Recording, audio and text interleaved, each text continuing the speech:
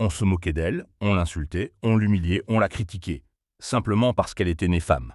Elle s'appelait Grazia. Grazia Deledda, une jeune fille de Sardaigne, élevée dans les montagnes de Nuoro, dans un pays où l'on apprenait aux petites filles à coudre, non à rêver. À 9 ans, elle dut quitter l'école. L'instruction pour une fille était jugée superflue. Mais Grazia ne se laissa pas abattre. En secret, elle continua à s'instruire, nourrissant son esprit de livre et son âme de mots. Quand, adolescente, sa première nouvelle fut publiée dans un magazine, son cœur déborda de joie. Mais autour d'elle, ce fut un scandale. Écrire? Une femme? Quelle honte! Les voisins chuchotaient, le prêtre secouait la tête, même sa propre famille la regardait avec désapprobation. Une femme, disait-il, devait s'occuper de la maison, et non remplir les pages de romans. Pourtant, Grazia était déterminée. Elle refusa de céder. Tandis que la maison dormait, elle écrivait en silence, transformant ses nuits solitaires en pages vibrantes de passion et de vérité.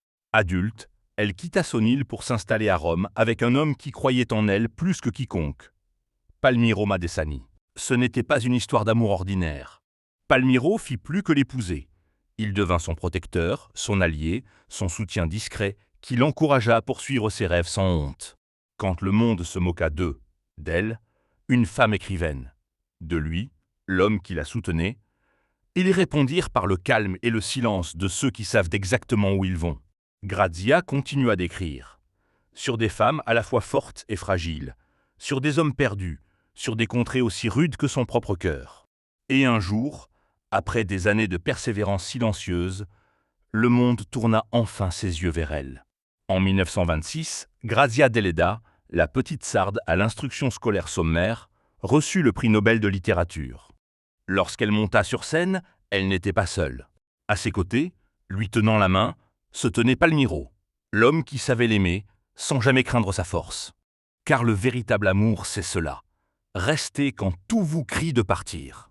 Merci, Grazia, de nous avoir appris qu'être née femme n'est pas un fardeau, mais une force capable d'illuminer le monde.